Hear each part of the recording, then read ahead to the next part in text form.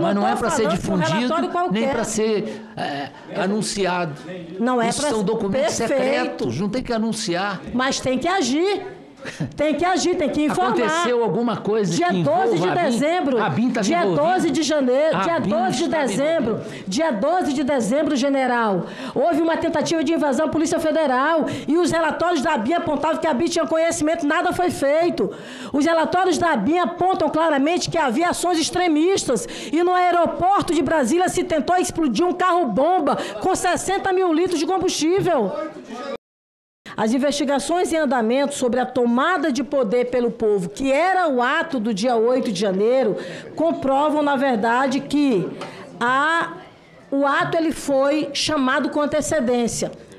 Ele foi tanto chamado com antecedência que, por exemplo, nós ouvindo aqui anteontem, na semana passada, o Wellington, a gente fez uma exposição que ele já fazia o anúncio da invasão de prédios públicos em 2021, deputada Jandira Fegali. Em 2021, ele já fazia um chamamento para a invasão, a saída dos 3 poderes aqui em Brasília. E de lá isso foi caminhando com algumas tentativas. Tivemos, por exemplo, o ato do dia 7 de setembro de 2021, tivemos o 7 de setembro de 2022, nós tivemos, por exemplo, na sequência outros atos, ou seja, houve planejamento sim, porque houve uma ação orquestrada e feita a médio e longo prazo. Um outro ponto, houve arrecadação de dinheiro. Nos 69 dias de acampamento, tinha gerador de energia elétrica. Tinha, por exemplo, inclusive atividades de lazer. O volume de carros que vieram para cá foi um volume significativo. Inclusive, uma empresa que fechou um empréstimo junto ao BNDES de mais de 100 milhões de reais, designou parte dos seus veículos para dar amparo aqui nesse acampamento. Houve o financiamento dos transportes dos manifestantes para virem para cá, para o acampamento. Outro ponto também que houve, quando a gente fala de planejamento e de liderança, houve incitação explícita por militares, civis e autoridades em grupo de WhatsApp. Quem diz isso não sou eu, quem diz isso é o relatório da Polícia Federal, que aponta troca de mensagens. Eu acabei de citar do Mauro Cid, do Lawande, do Ailton e de tantos outros, mas que faziam claramente troca de mensagens. Culminaram com a tragédia do dia 8 de janeiro, mas também os fatos do dia 12 de dezembro e do dia 24 de dezembro, eles têm uma relação implícita, eles têm uma relação clara.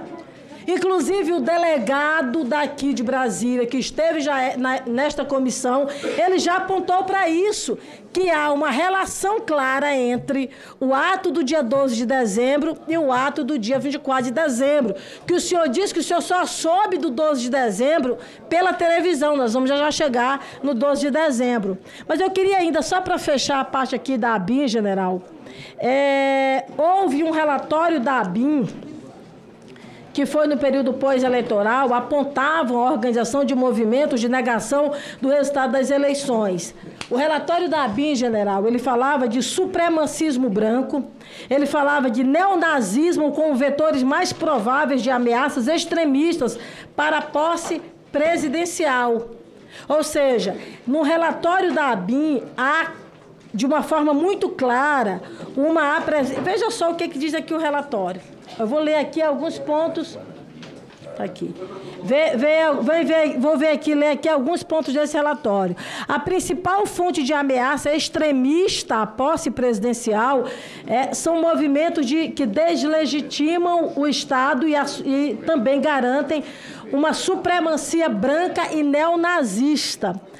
Alguns grupos que disseminam narrativas supremacistas e neonazistas aumentaram seu perfil de atuação e presença digital após a divulgação dos resultados do segundo turno em 30 de outubro de 2022.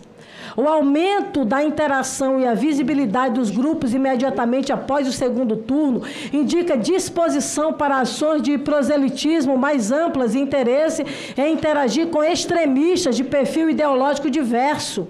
Alguns grupos neonazistas demonstram interesse em associar narrativas supremacistas a movimentos de contestação dos resultados eleitorais e adotam discursos que dialogam com pautas de outros movimentos para recrutar novos adeptos e promover ações violentas contra autoridades, instituições e agrupamentos antagônicos.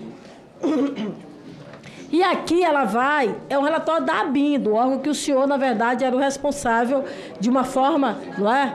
Por conta deles estarem subordinados ao GSI.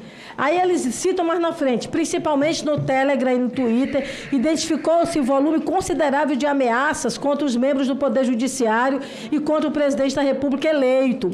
A partir da análise dos perfis que as realizaram e até o presente momento, avalia-se como baixa a credibilidade da maior parte das ameaças, mas tem um aumento de frustração também em razão do não atendimento aos seus pleitos, indivíduos engajados em narrativas que deslegitimam o Estado e também o processo eleitoral. E aí eles vão, na verdade, colocando claramente uma tentativa desvairada, uma tentativa agressiva desses movimentos que falam da supremacia branca. O senhor em nenhum momento ouviu falar disso?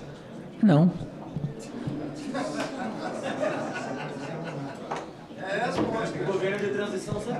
General, com o devido respeito ao senhor, o senhor não pode subestimar a capacidade de todos esses membros aqui de raciocinar. Nós estamos aqui com o relatório da ABIN. Nós estamos com o relatório da ABIN, um órgão de investigação, um órgão de inteligência, ou melhor dizendo, que estava sob o seu guarda-chuva. Apresenta um relatório dessa magnitude, já disse, não sabia. Mas nós temos, na verdade, várias quebras que nós poderemos claramente chegar a esses fatos, né? Vamos aqui na sequência. A senhora me dá um minuto? Claro. A citação que a senhora está fazendo desses documentos, a senhora está citando documentos que circulam habitualmente na ABIN. A ABIN é exatamente um órgão que levanta possibilidades. Esse tipo de atividade que a senhora está citando aí existe em todos os países do planeta Terra. Então, se a gente for ler esses documentos e se influenciar... Mas, pelo amor de Deus, general, nós estamos falando do maior órgão de inteligência do Brasil. O senhor está minimizando a importância de um órgão dessa natureza. Eu não estou minimizando. Se eu tenho, na verdade, um relatório que traz informações graves dessa natureza, como é que eu não vou considerar, general? Eu não estou minimizando. Eu estou dizendo o seguinte, um relatório desse tipo acontece várias vezes, muitas vezes no ano, e a gente não pode se deixar levar a prova é que a posse transcorreu sem nenhum incidente. A posse foi perfeita. Então, o relatório estava criando uma pior hipótese. Isso é normal. Em guerra, se trabalha com a pior hipótese. Veja, não aconteceu no dia 1º de janeiro, é verdade, com uma verdadeira força-tarefa do governo de transição, mas aconteceu dia 12 de dezembro. Eles tentaram invadir a sede da Polícia Federal, aconteceu no dia 24 de dezembro, onde teve uma tentativa de uma explosão de um carro-bomba no aeroporto de Brasília. Agora, minimizar e dizer que eu não considero um relatório dessa natureza porque circulava com frequência, é dizer que a ABIN não tem razão de ser, não tem razão de existir. Essa conclusão, Vossa Excelência, eu estou tendo em cima da sua fala. Porque o senhor disse que não pode considerar um trânsito de relatórios da ABIN. Eu não estou falando de matérias, com todo respeito à imprensa brasileira. Eu não estou é para ser difundido, nem para ser anunciado. Não é para ser. São documentos secretos, não tem que anunciar. Mas tem que agir. Tem que agir, tem que informar. Aconteceu alguma coisa dia 12 de dezembro, dia 12 de janeiro, dia 12 de dezembro, dia 12 de dezembro, general, houve uma tentativa de invasão à Polícia Federal e os relatórios da ABIN apontavam que a ABIN tinha conhecimento, nada foi feito. Os relatórios da ABIN apontam claramente que havia ações extremistas e no aeroporto de Brasília se tentou explodir um carro-bomba com 60 mil litros de combustível. Vem dizer que não havia uma responsabilidade. Os relatórios, então, vinham, vocês guardavam, vocês não faziam, não tornavam, não tomavam nenhum tipo de encaminhamento. Isso a senhora acrescentou por sua conta. Não, o senhor me disse que não serviam que eram guardados e que ninguém lia. Servia então para quê? A senhora acrescentou. Servia para quê os relatórios? Os relatórios, normalmente, os relatórios da ABIN são relatórios de possibilidades. As possibilidades podem se concretizar ou não. Dia 24 não se concretizou? Dia 24 não teve nada a ver com a ABIN.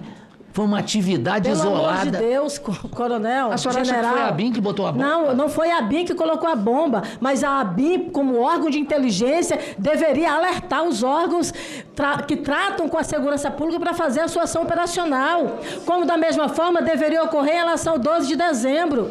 Ou seja, cada um tem a sua função, cada um tem a sua prerrogativa.